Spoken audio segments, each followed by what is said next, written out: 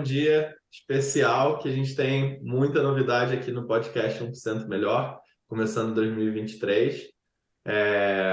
O primeiro de tudo, e talvez uma das mais importantes novidades aí, é um novo co-host, que vai me ajudar a entrevistar pessoas interessantes aqui, que nos inspiram, sem contar fazer parte dos episódios mais focados em carreira, desenvolvimento pessoal e tudo mais.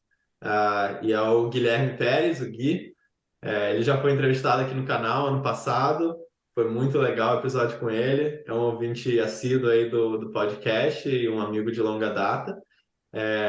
Então, a ideia é que a gente vai começar esse ano aí com o Gui também participando de alguns episódios, onde nesses, a princípio, né, a maioria, o Rafa não vai participar.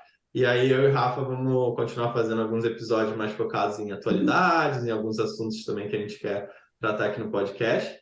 Mas a gente está tratando isso como uma expansão do podcast para ter mais conteúdo, para ter mais momentos aí que a gente tem de troca e com uma visão bacana que o Gui vai trazer. Então, bem-vindo, Gui! Obrigado, Luquinhas, pelo convite, Rafa também.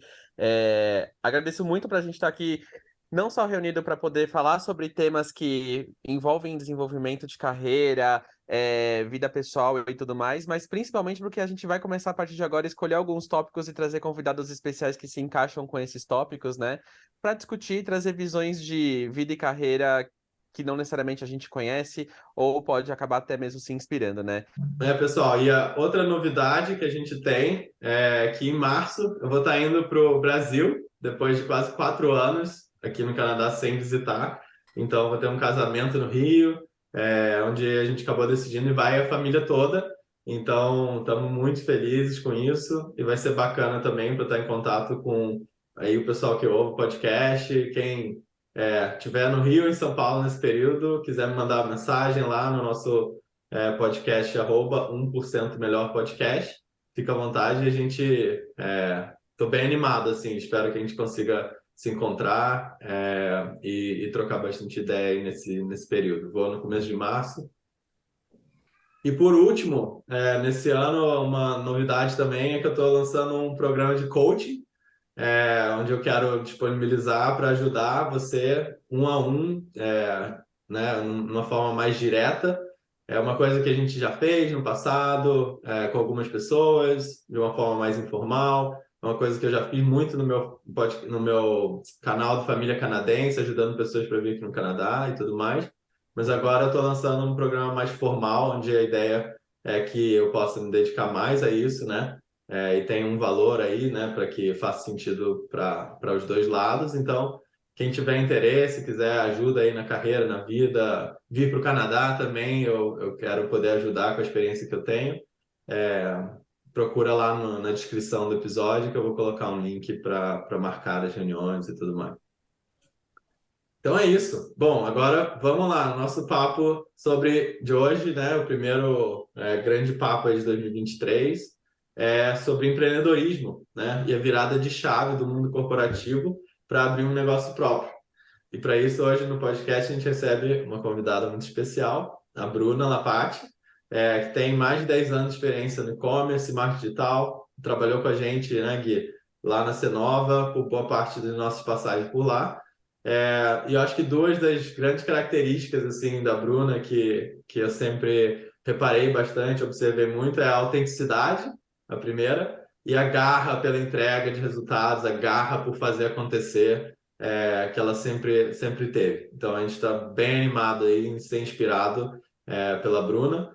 Ela, enfim, o Gui quer dar um pouquinho aí mais da história da Bruna? Com certeza. Bom, Bru, bem-vinda. Acho que uma coisa bacana de te contar da Bru hoje, ela é sócia administradora do Manapoque, um restaurante com uma vibe super havaiana que fica aqui na Vila Madalena, em São Paulo, né? Quem não foi ainda, eu tô fazendo esse convite para ir, a gente pode combinar um dia de lá, todo mundo se reunir para visitar a Bru, né? E além de tudo isso, a Bru já passou por outras empresas também. Acho que ao longo da conversa a gente vai descobrindo tudo isso. Acho legal a Bru contar cada uma dessas histórias, né? Não vou soltar nenhum spoiler, tem um específico que eu gosto bastante, né? A gente vai acabar ouvindo muito hoje também sobre o último ano da Bru nesse desafio, e com certeza a gente vai aprender bastante sobre empreendedorismo. Bru, seja bem-vinda e obrigado pela presença. Ai, meninas, muito obrigada. É uma honra ter sido chamada para essa conversa com vocês. Como eu falei com vocês uns dias antes, eu estou me sentindo em casa, porque a gente trabalhou muito tempo junto, diretamente e indiretamente, mas a gente tinha uma conexão muito boa. Eu sou muito fã de vocês dois em todos os aspectos da vida de vocês. E tô muito feliz de poder abrir assim pela primeira vez esse desafio que está sendo a minha vida nessa novidade de empreendedorismo. Legal, legal, Bruno. Bom, bem-vinda. Então, a gente pensou aqui em umas perguntas bacanas para ir você contando essa história, mas fica à vontade, assim, a ideia é que seja realmente uma conversa bem aberta. E eu acho que você mencionou, a gente mencionou, né? Você fez um post no LinkedIn, não sei, um mês, sei lá, um mês e meio atrás, mais ou Foi menos, no fim do ano. no fim do ano, foi na reflexão do final do ano. É, E aí, e exato. aí você contou um pouquinho, né, desse momento como empreendedora, né, esse momento que você está passando, com os desafios e tudo mais. E foi isso que originou, assim, acho a ideia da gente fazer o episódio. Então, conta um pouquinho pra gente, assim, como que você chegou até esse momento que você está hoje.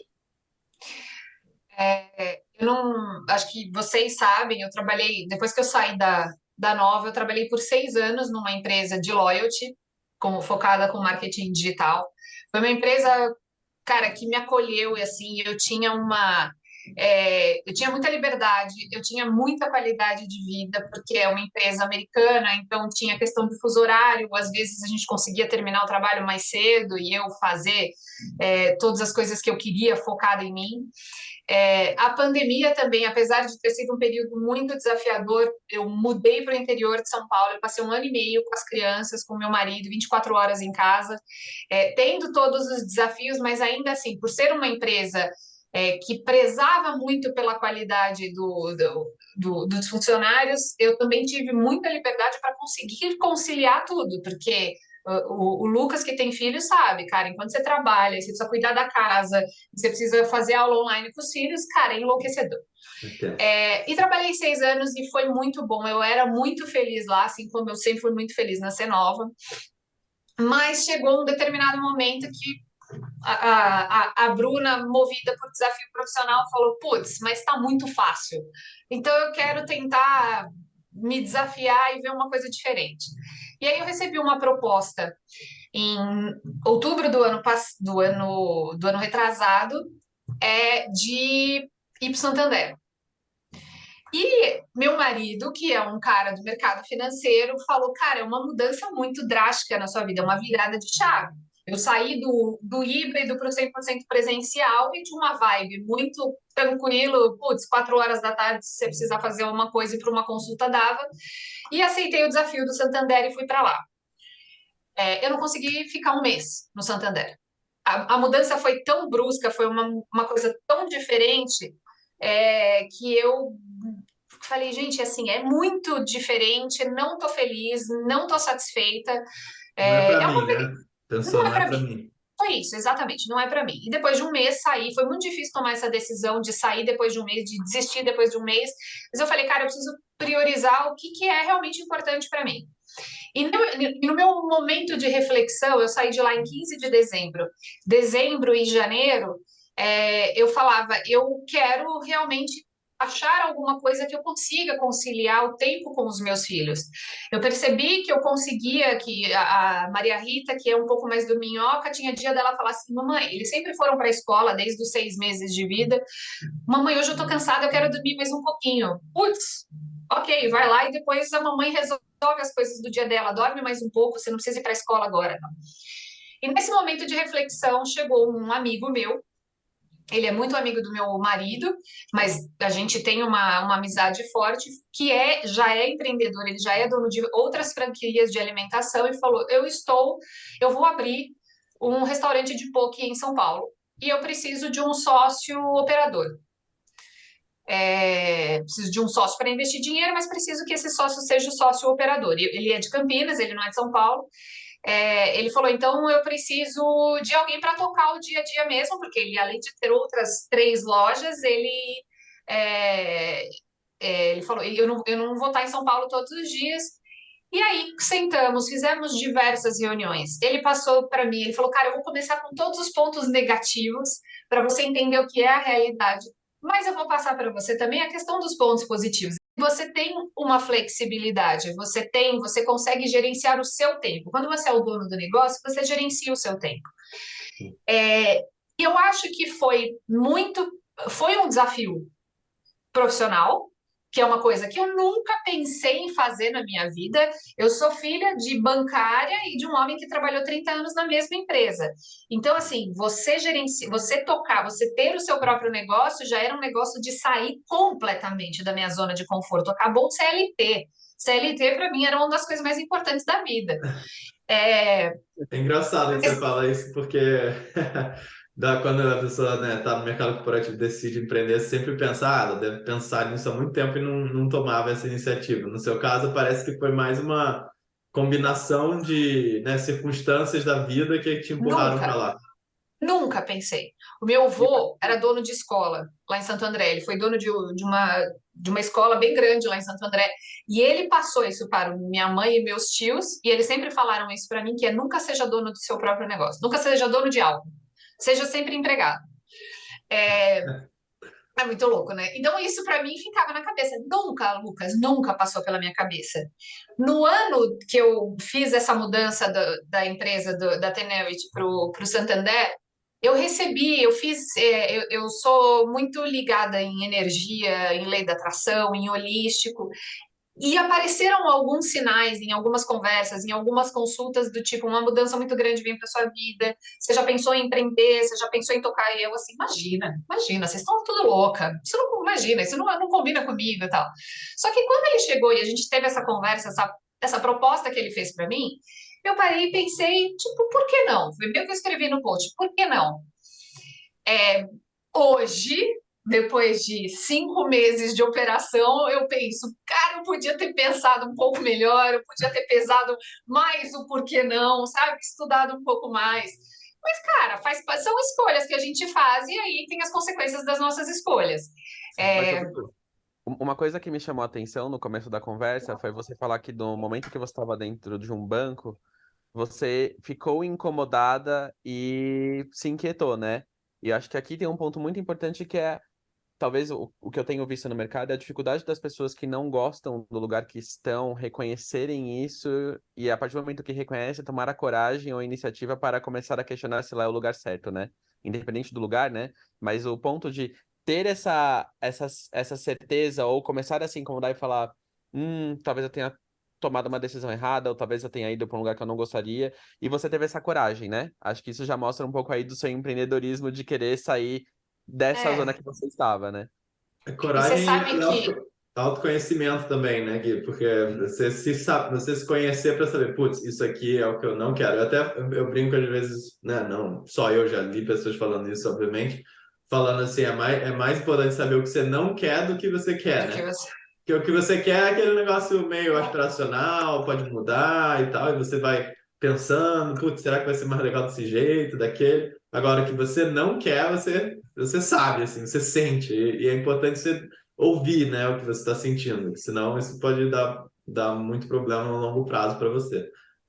Não, e É, vocês sabem que quando eu fiz essa mudança, depois de um tempo, eu também fui no LinkedIn e fiz um texto que vocês sabem, eu gosto de escrever, eu gosto de falar, de dividir as coisas, e eu fiz um texto exatamente sobre isso, que assim, que foi muito difícil para mim tomar essa decisão.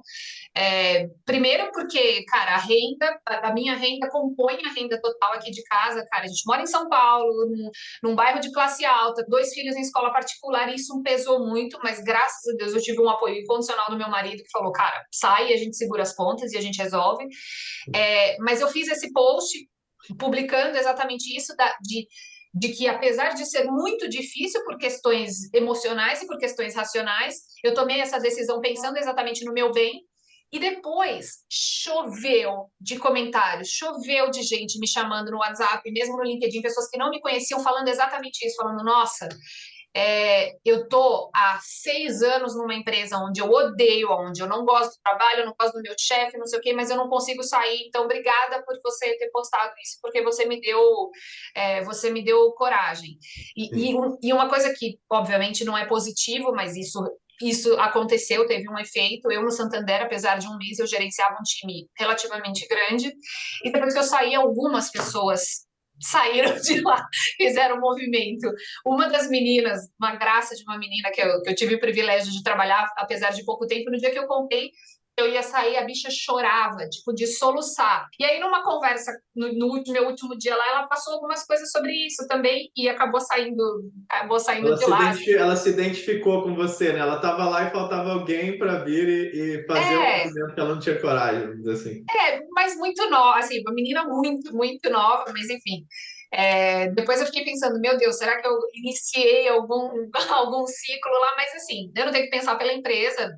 Claro. Existem 1.000 profissionais muito bons, muito melhores do que eu dispostos a trabalhar no Santander, que é uma empresa incrível. Mas também essa molecada precisa pensar neles, eles precisam realmente pensar assim, e quanto mais cedo é melhor. Porque às vezes acontece isso, cara. Meu pai trabalhou 30 anos numa empresa. Será que ele foi realmente super feliz ou ele estava lá cumprindo o papel dele porque ele precisava pagar as contas no final do mês? Assim? Então, eu acho que esse é um movimento positivo que está acontecendo hoje em dia. É muito difícil, a rotatividade hoje é muito maior. Pô, se a gente pensar da nossa época, ninguém saía lá da Cenova. A gente trabalhou, né, os 4 anos e meio que eu trabalhei lá, assim, foram pouquíssimas pessoas que Pediram para rodavam tanto sair, com né? a velocidade que se roda hoje. Sim. É, então, eu acho Como que é um tudo na movimento vida tem positivo. pontos positivo e negativo, né? Eu acho que eu pensei em duas coisas. Assim. A primeira é aqui no Canadá é interessante. Acho que tem mais ainda essa questão das pessoas não ficarem tanto tempo onde elas estão insatisfeitas. Apesar de ser mais conservador obviamente, muita gente ficar quando elas estão satisfeitas por muitos anos e não sair da zona de conforto. Quando elas estão insatisfeitas, eu acho que elas não têm essa barreira tão grande por uma questão da empregabilidade e do suporte que o governo daria se você fica desempregado e Ah, tal. Então, assim, eu, por exemplo, né, eu sempre fui muito de ter uma relação forte com o trabalho e tive no Brasil sempre uma renda onde minha família dependia daquilo, um pouco refém, né? Então eu sempre tive esse cara, meu Deus, se um dia eu for demitido, se um dia eu não tiver emprego, ferrou, né? Assim, eu não sei o que eu vou fazer no próximo mês. E depois que eu mudei para cá, refleti muito sobre o assunto, inclusive a mudança para cá, eu vim sem nada, sem nenhum emprego nem nada. é. Falei, cara, tudo bem, entendeu? Tá sem emprego, eu tenho meu histórico, eu tenho meu conhecimento, eu tenho meu network, eu tenho né, minha habilidade de empreender, de criar alguma coisa nova. Então, assim, esse conforto, né, é uma coisa que eu acho que não é tão comum a pessoa ter no Brasil. E aí, É um por outro conforto. lado, também, essa nova geração, tem muitos que também não persistem, né? Acho que essa não é uma Ah, história de sim. não é uma história de falta de persistência, porque persistência você teve nos seus outros experiências, né? E, obviamente, tiveram dificuldades e tudo mais que você continuou. É mais uma história realmente da coragem de quando não é o que você quer mesmo, está te fazendo mal, você partir para outra, né? E não tem problema que você vai encontrar outra coisa para você, né? Se você se preparar e for atrás. E esse conforto que você está falando é também parte do seu autoconhecimento, de saber quem você é, qual a sua capacidade, o que você pode fazer e não necessariamente ter só a dependência financeira. Eu consigo fazer muitas outras coisas, né, em volta, né? Então, aí mostra de novo um pouco do autoconhecimento que da Bru foi para ter a coragem de você para entender que você tem a capacidade de em algum momento estar realocado e tudo mais, né? Exato, exato. É. Bom, mas e aí, como está sendo esses últimos meses ou ano aí? Qual que você diria que é o maior desafio que você está tendo nesse sentido de um novo mundo, assim? Eu achei legal que quando você foi me apresentar, você falou, a característica da Bruna é prezar pela entrega, né, do trabalho, assim. E isso, independente da área, depois que eu saí da Nova, que eu fui para a Tenerity, para o Santander, e agora isso ainda é a coisa, isso é uma característica realmente muito forte minha. Eu tenho a necessidade cara, de ser a melhor e de fazer tudo da melhor forma por conta da entrega. O problema é que hoje Lucas, a entrega do meu trabalho, a entrega do restaurante, da qualidade da comida, da qualidade, não porque isso depende, obviamente, de mim, e é muito mais da rede do que vem de quais são os fornecedores que a gente precisa comprar. Mas a qualidade do atendimento, a qualidade da montagem do poke, a qualidade da manutenção do salão, ela não depende de mim. Ela depende zero de mim. Eu oriento, obviamente, eu faço a gestão, mas eu dependo hoje de, no caso, 16 pessoas que, é, que tocam por si só. Que por mais que você fale, olha, você precisa lavar esta lixeira. Cara, um exemplo muito estúpido, tá? Mas assim, a lixeira precisa ser lavada e higienizada todos os dias. Aham. Vai, Não vai. você não tá Tem lá uma naquele questão momento. muito grande, assim, para mim hoje o maior desafio são as pessoas. Eu tive muita sorte em algumas contratações, eu tenho, dos 16, eu tenho 4 que iniciaram comigo lá no início, lá quando a gente começou, que vem todo o pessoal da franquia, passa uma semana treinando com a gente, então eu tenho 4, que graças a Deus são as pessoas que replicam para os novos. Só que o restante, assim, eu tenho alguns que estão lá 3 meses, ok, mas eu tenho muitas pessoas que estão lá há uma semana, há 2 dias, e aí eles saem. Aí o restaurante da esquina vira e fala: Olha, eu te pago R$ 100 a mais, tem menos benefício, mas eu te pago R$ 100 a mais. Aí a pessoa vira para mim, não é, e a pessoa nem vira para mim, a pessoa simplesmente não aparece no dia seguinte. Então, isso para mim é o mais desafiador. Existem outros 1000 desafios que são coisas que eu estou aprendendo a lidar. Uma das outras coisas que eu postei lá no post, tipo, brigas com motoboys. Tem cara que chega lá super nervoso, tem cara que chega lá que não tem paciência, e o poke não é assim, de novo, eu não quero desmerecer, eu já dei esse exemplo algumas outras vezes, e eu não quero desmerecer a galera do McDonald's, eu sei que nada é fácil, que o McDonald's não é simples, mas não é um pão, um queijo, um hambúrguer e um tomate. A gente tem mais de 59 ingredientes. E cada pessoa monta um pouco de uma forma diferente. Eu tenho o edamame e o wakame, eu tenho o kani e o kiwi. E tem pessoas que nunca viram aqueles ingredientes. Então, assim, você precisa de um certo tempo para você montar um poke. É óbvio que existe um padrão, é, mas existe uma Processo. complexidade em cima disso. Tem um motoboy chega lá e fala assim: eu quero sair em 3 segundos, eu quero esse poke montado em 3 minutos. Aí você chega e fala: lindo, mas as coisas não são bem assim. Então, esses desafios são desafios que a gente aprende a lidar, como se eu tivesse em qualquer emprego diferente, em qualquer área diferente, em qualquer empresa diferente. Mas o maior, para mim, hoje, sem dúvida nenhuma, o maior desafio que foi desde o dia 1 até hoje, que a gente tem 5 meses de operação, é o lidar com as pessoas, é o saber de que forma que eu falo, que eu passo a mensagem certa para eles, de que forma que eu preciso lidar para que eles entendam que a gente tem um padrão extremamente rigoroso para seguir, de que eles precisam cuidar daquelas coisas. Assim, a quantidade de coisas que já quebraram em 5 meses é enlouquecedor. É enlouquecedor. Não tem o carinho, não tem o carinho da vontade de entrega, não tem essa identificação da Carinho zero. empresa. Carinho zero. Zero. Então, isso para mim, assim, porque isso afeta na entrega, isso afeta na nota do iFood, isso afeta na nota do Google, e isso afeta como o serviço como um todo. Os produtos são de altíssima qualidade, a manipulação é tudo muito bem higienizado, a gente tem um suporte muito grande de nutricionista, tudo. Então, assim, eu estou muito bem amparada pela franquia que me dá todas essas ferramentas para que, putz, não tenha um produto vencido, absolutamente nada. Mas é a questão da experiência. E eu, que vim de Cenova, e eu que vim do Loyalty, eu entendo o que é experiência para o cliente. Então, se o cara vai lá e ele espera 40 minutos para comer um poke, o cara não volta mais. E eu que tô ali, às vezes fora do balcão, aquilo vai me dando um negócio. Aí eu vou lá, eu converso com o cliente, aí eu faço uma piada, o jeito Bruna de ser do tipo, deixa eu tentar reverter essa situação sendo eu fazendo o que eu posso que está dentro do meu alcance. Só que eu não tô lá todo dia. Eu não tô lá o tempo inteiro. O restaurante funciona das 11 às 11. humanamente impossível estar lá todos os dias, apesar de que no começo para mim era isso, eu preciso estar aqui para fazer o negócio acontecer. E isso também foi uma outra coisa de eu trabalhar, de falar, cara, se eu ficar aqui, ninguém nunca vai aprender, porque eu assumia todos os papéis. Eu estava limpando a mesa, eu estava lavando louça, eu estava no kart, eu estava montando poker, aí o meu sócio, que tem experiência, falou, cara, se você ficar aqui, eles não vão aprender. Você precisa passar a informação, sair e cobrar.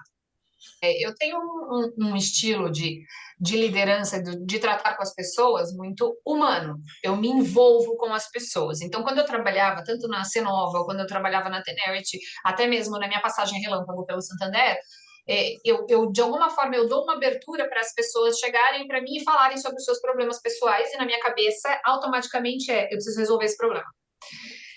E nessa realidade que eu tô hoje, cara, é quase tipo 90% ali. Tem algum problema, tem alguma questão.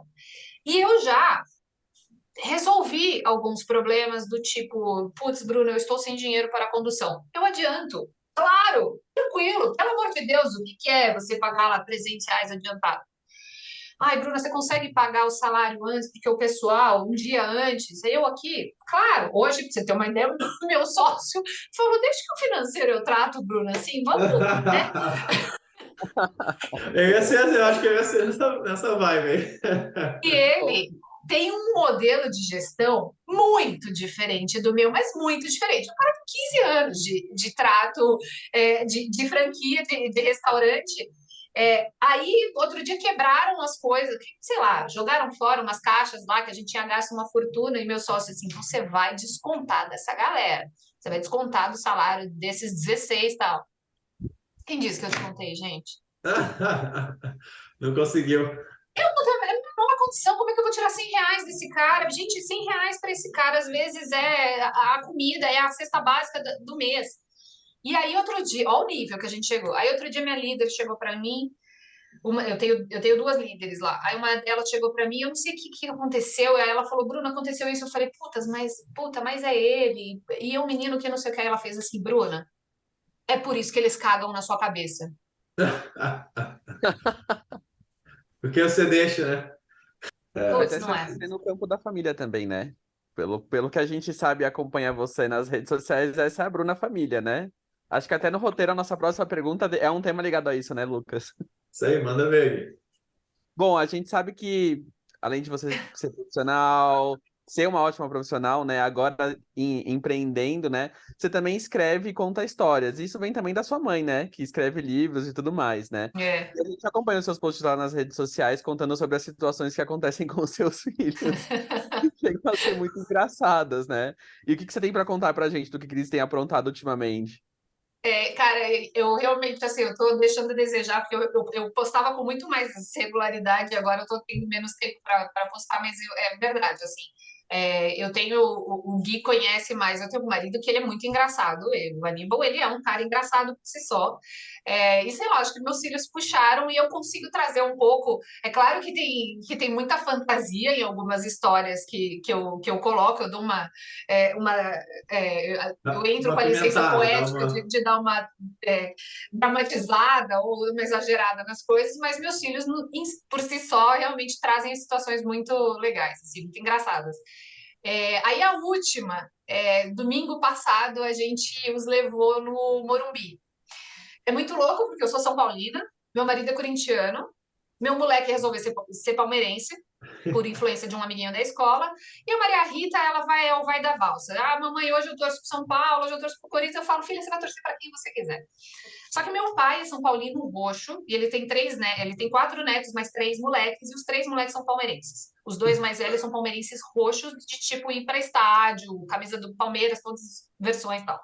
E aí meu pai falou: não, João ainda tem 6 anos, vamos tentar resolver isso daí, vamos levar esse menino no Morumbi. Falei, boa, pai, vamos levar o moleque no Morumbi. Aí São Paulo, aí domingo teve um jogo do São Paulo e Ituano, um jogo tranquilo, né? Que não tinha torcidas grandes tal, torcida contrária. E a gente foi, tipo, na arquibancada mesmo. Meu pai fala, não, vamos embora sentir a emoção, nós vamos na arquibancada, um pouco afastado da torcida independente, a gente conseguia vê-los assim, mas estava no meio da torcida, muita cantoria, aquela galera que é rata de estádio. E o João foi com a camisa, ele falou que ele queria com a camisa do Palmeiras, daí a gente foi explicar, falou, então, João, não dá, porque assim, as torcidas são rivais, as pessoas podem não gostar, beleza, ele entendeu e foi com a camisa do Brasil. E aí chegou lá, a gente no meio da torcida, e sabe aqueles momentos do tipo, que tá o jogo rolando, que não tem música, que não tem barulho e tal, aí o João assim, vovô, Palmeiras é melhor. Aí a gente assim, tá, João, quietinho, filho. Vovô, o Palestra é um estádio mais bonito do que esse. Aí a gente de novo, João, por favor, filho, assim, a gente já vem do gargalo, já tava olhando. Ele passou, sei lá, a maior parte do tempo, tipo Chaves, na hora que todo mundo parava de cantar, na hora que tava todo mundo na tranquilidade. Vovô, eu queria ter vindo com a minha camisa do Palmeiras. Vovô, São Paulo é ruim. Nem um gol, vovô. Ai, gente, João, por Deus, nós vamos morrer aqui. Aí, enfim, foi tudo bem. As pessoas olharam meio feio. Graças a Deus, eu era um moleque de 6 anos, porque se fosse um moleque mais velho, era capaz da gente ter, sei lá, uma latinha arremessada na cabeça, alguma coisa assim. Mas aí, tipo, quase no final ele fez assim: olha só, mamãe. Se São Paulo não fizer nenhum gol, eu nunca mais volto nesse estádio e eu nunca vou torcer de São Paulo, tá bom? Aí eu, tá bom, filho. Saímos no 0-0. Pronto, acabou a chance do vovô. Acabou a chance do vovô. E ainda a gente saindo de lá também, naquela muvuca de sair. Aí ele fez assim, vovô, será que a semana que vem você pode me levar no palestra? Aí, É isso, perdemos o menino para o Palmeiras vai ter que definitivamente. ceder. Não Vai tem ter que ser, eu vou jeito. ter que levar ele agora no palestra. O Aníbal falou, não, vamos levar no palestra e vamos um dia levar no Itaquerão, quem sabe? Eu falei, bom, beleza, vamos ver. Vai ter que pôr a camisa do Palmeiras por ele também. É um garoto Eu bem não tenho. decisivo.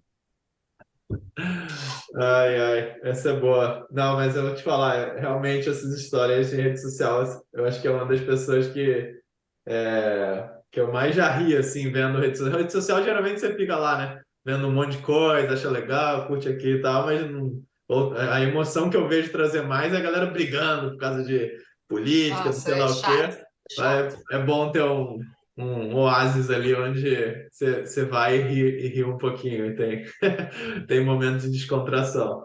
Não, Já e a minha parou? mãe, que é escritora e que tem bastante tempo livre, ela já lançou 2 livros, né? Mas ela gosta, ela lê, ela passa bastante tempo nas redes sociais e tal. Ela salvou, isso eu nem sabia, eu descobri isso acho que o ano passado.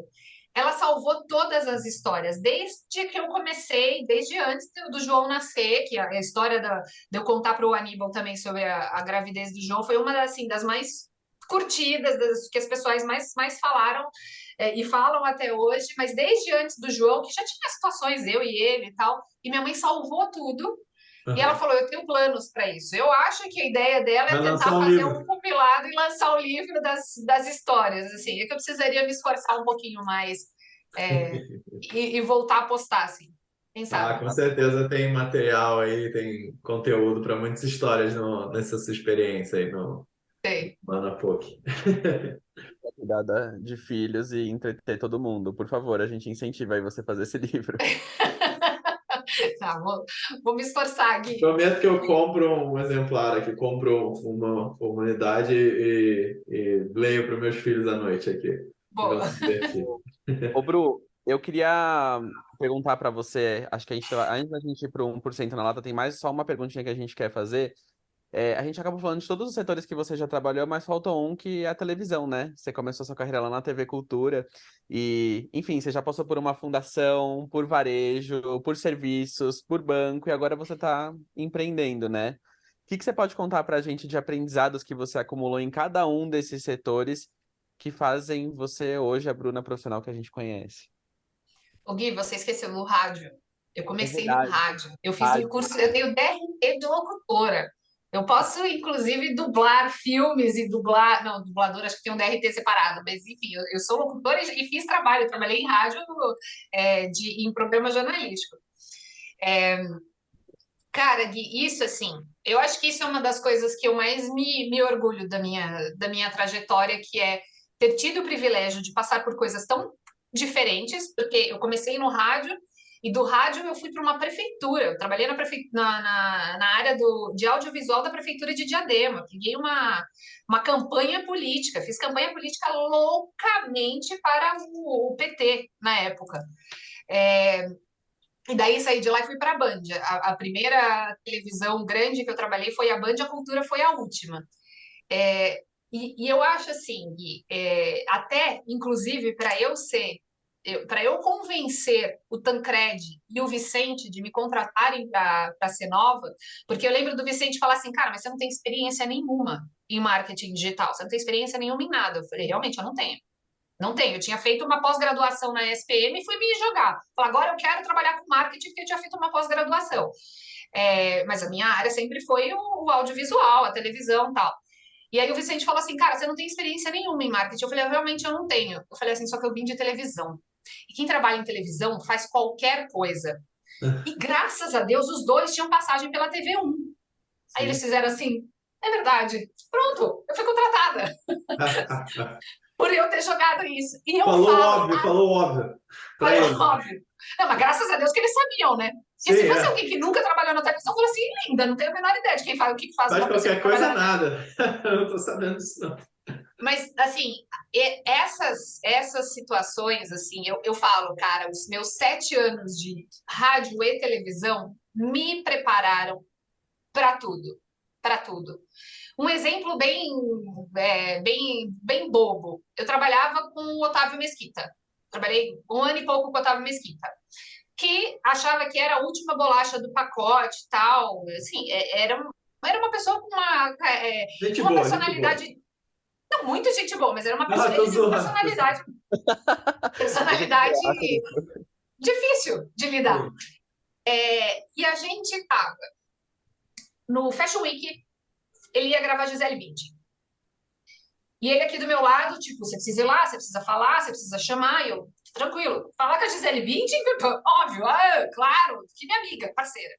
Nisso, deu 6 horas da galera do câmera, do auxiliar e do iluminador, deu 6 horas de trabalho. Naquela época, a Band virou para eles e falou, deu 6 horas, vocês desligam a câmera e vocês não fazem mais nada.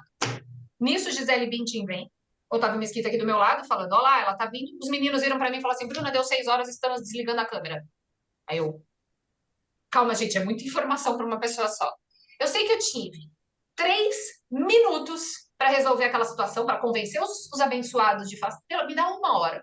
Me dá 20 minutos para eu gravar essa abençoada aqui. Para virar para a última bolacha do pacote e falar, senhor, se acalma, está absolutamente tudo sob controle. E consegui abordar a Gisele Bündchen e a gente fez a gravação com a Gisele Bündchen.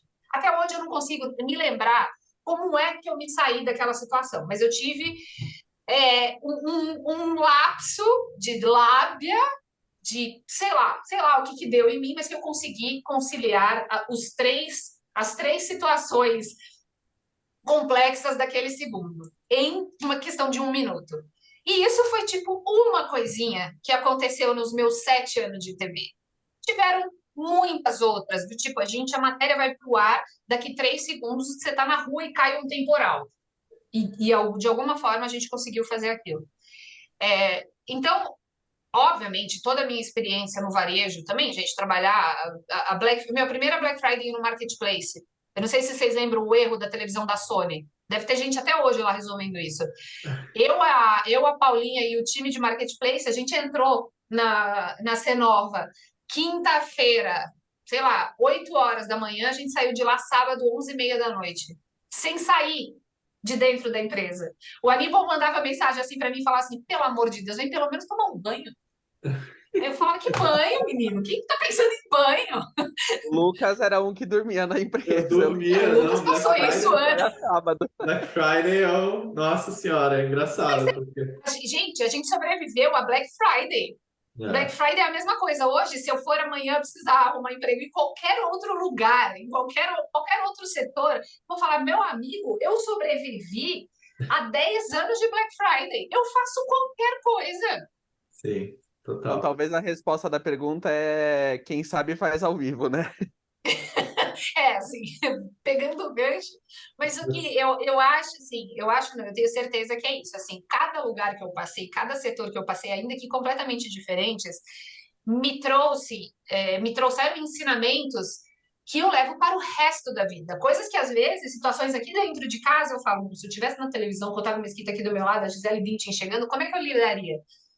E isso me preparou para esse momento de mil desafios, desde os motoboys ao time, ao salmão, a loja limpa, a lixeira que a galera esquece de lavar, todo, cada setor da minha vida, cada lugar que eu passei me trouxe um pedacinho de bagagem que hoje me faz uma profissional não completa, ainda tenho mil aprendizados que eu preciso trazer, mas eu acho que me preparou para coisas que hoje eu tenho que enfrentar e hoje enfrento com mais facilidade.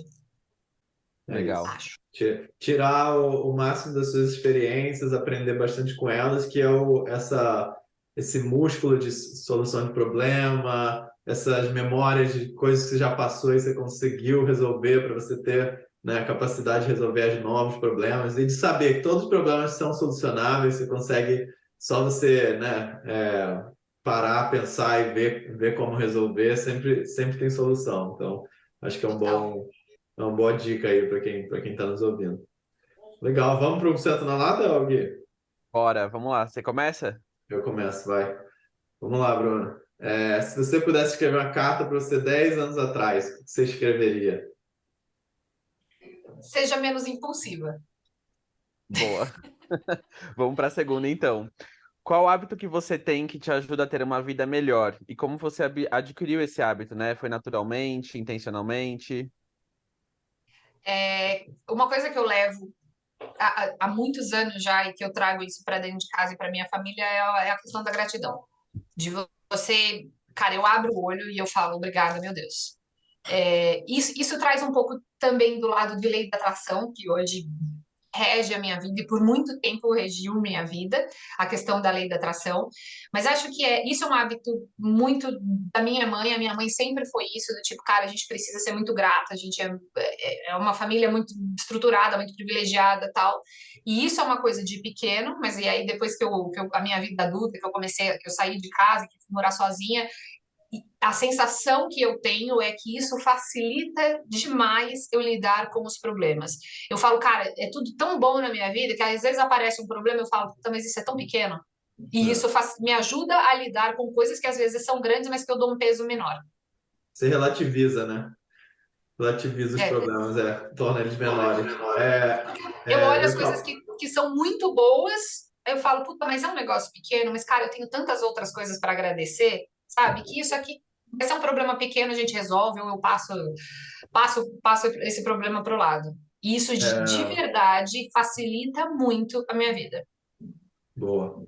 É engraçado, tem um livro, né, que chama O Segredo, que é um livro que eu acho que a gente nunca falou aqui, nunca indicou e tudo mais, porque ele é bem antigo, né? Acho que às vezes até assume que as pessoas já leram, assim. Mas, por acaso, né, a Vanessa, minha esposa, ela começou, assim, um hábito maior de leitura ano passado, leu um monte de coisa, e ela encontrou esse livro aí, nossa, olha aqui, muito legal, eu li esse livro e tudo mais, começou a me contar.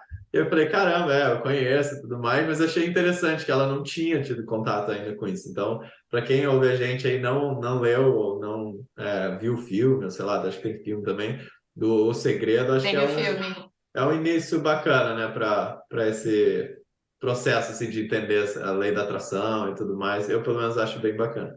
Ricardo, vou contar um segredo aqui para vocês, que sim, eu convenci o Tancred e o Vicente deles me contratarem, mas eu atraí o emprego na Cenova, porque eu realmente não tinha experiência nenhuma. Eu li o livro em 2007, eu li esse livro, que foi quando eu estava na Irlanda, e comecei a aplicar de forma muito mais potencializada a questão da lei da atração. E quando eu fui fazer a primeira entrevista na Cenova, a Lúcia me entrevistou, e aí ela falou, olha, a gente tem uma grade aqui de contratação, então, sei lá, eu fiz a entrevista no dia 11, ela falou, se der tudo certo, no meu primeiro papo, que foi só eu e ela, você vai ser contratada, você precisaria começar aqui no dia 25, tudo bem? Eu falei, tudo bem. Cheguei em casa, que isso é uma coisa que o livro fala, peguei a minha agenda, eu ainda sou muito analógica, eu ainda uso agenda. Aham. Isso lá em 2011 eu usava. Eu peguei e escrevi lá. Ela falou dia 25, eu falei, então se eu entrar lá dia 25, eles vão me pedir para levar a documentação no dia 26. Então eu fui lá no dia 26 de maio, se eu não me engano, escrevi levar a documentação para a C9. E passou. E aí saí, fui, depois de 2 dias fiz uma entrevista com o Ribeirinho na época, e depois com o Tancredi e Vicente. Eles me pediram para levar o documento no dia 26. Abri minha agenda e falei, viu? Fui É eu. isso. Visualização e, né, e jogar para o universo, assim, É É isso. isso. basicamente. Então, poder. Boa. Qual uma coisa você tinha certeza 5 anos atrás que hoje você tem uma opinião completamente diferente? Que acho que eu já falei aqui que para mim o CLT era a resposta para tudo. Cara, você precisa ser CLT, você precisa ter um plano de saúde, você precisa ter previdência e tal. Hoje, há pelo menos um ano já, que foi em fevereiro, eu percebi que, cara, não é bem assim. Existem outras opções. Você tem outras opções, exatamente. Você não precisa estar amarrado ao CLT e à carteira assinada. Muito bom. Ô, Bru, me fala uma coisa que você tinha certeza 5 anos atrás que hoje. Nossa, não. Deu errado. Se você quiser, a gente pode repetir. Vamos ter que, ter que Ou eu posso cortar essa pensar parte. numa outra coisa. Ai, ai, então, Muito bom. É, qual a coisa que você mais orgulha de ter feito na sua jornada? Isso também, Gui, foi o que a gente conversou agora há pouco, assim, o fato de eu ter conseguido passar por áreas completamente diferentes da minha vida, ter curtido todas elas, porque eu tenho uma necessidade também de ser muito feliz aonde eu estou, nos lugares que eu trabalho, e de ter conseguido coletar as experiências dessas áreas completamente diferentes e hoje me transformar numa pessoa que eu acredito estar preparada para muitos problemas e muitas adversidades. Assim. Ter o privilégio de passar por áreas muito diferentes desde o início da minha carreira, gente, esqueci, eu trabalhei num laboratório de fotografia também. Muito bom. E fui vendedora de joalheria em Dublin. Muitas É, revelações, né? Nesse podcast. total. Esqueci, fui professora de inglês. Quando eu voltei da Irlanda, estava numa fase do tipo, o que eu vou fazer da minha vida? E fui prestar concurso público, gente, muito louca, né? Fiquei uns 6 meses sendo professora de inglês. Boa. Uma Boa, generalista, né? Com certeza, se você fosse total. falar, você ia ter uma trajetória aí de generalista. Será É, que talvez daqui 5 anos a gente entrevista de novo e você, putz, era o CLT, depois o empreendedorismo, e na verdade é o concurso público. não, eu não duvido. O Gui, eu não duvido. Eu sou meio libriana, cara. Libriana é muito doido. A gente é super indecisa. Amanhã eu posso falar, putz, não é isso. Deixa eu tentar outra coisa. Bom, é isso aí. Tem sempre tempo de recomeçar na vida, de usar o que você aprendeu, Sempre, mas aplicar em coisas novas, né? Acho que isso é bem sempre. legal. Eu acho que é isso, né, pessoal? Assim, a gente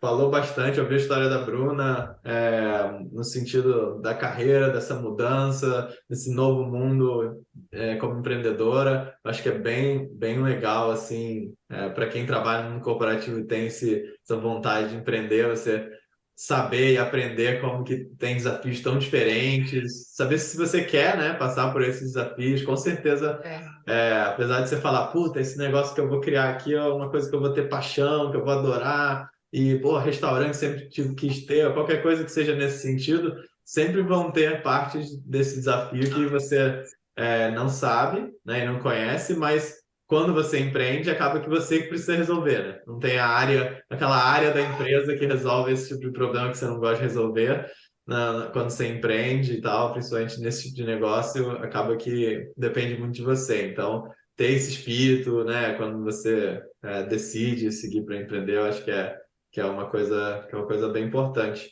E aí eu queria perguntar também, Bruno, acho que a última coisa é onde que a pessoa que está nos ouvindo aí se identificou com você, gostou do papo, onde que eles podem te encontrar nas redes sociais e tudo mais? Bom, no LinkedIn eu tô. Acho que tá meu nome completo, mas se colocar Bruna Lapati, que é meu nome profissional, as pessoas me acham. E tem as redes sociais do Manapoque. O Manapoque é uma rede, são 35 lojas, mas hoje eu sou proprietária da unidade da Vila Madalena, que, modéstia à parte, é a casa mais linda que tem. Não É é só porque eu melhor. estou a um quarteirão do Beco do Batman, que é um dos pontos turísticos mais incríveis de São Paulo, mas é realmente uma casa muito, muito charmosa. A casa em si, inclusive, eu escolhi por ser uma casa muito charmosa. E o Instagram lá é manapoque.vilamadalena. Show de bola. Todo mundo vai te visitar lá, Bru. Legal. Espero. Um monte de ouvinte do 1% Melhor indo lá comer um poke. Com certeza, quando Delicioso. tiver no Brasil aí, em São Paulo, em março, vou fazer uma visita para conhecer e experimentar um pouco desse mundo aí que você tá vivendo. Você vai gostar. Obrigado por Boa. tudo, viu, Bru, por compartilhar Obrigada a sua vocês. palavra aqui com a gente. Muito Obrigado. obrigada pelo convite. Eu fiquei realmente muito, muito feliz assim desse bate-papo em família aqui que a gente teve. Boa. Valeu, pessoal. Até o próximo episódio. Estamos pensando em alguns assuntos bem interessantes para trazer.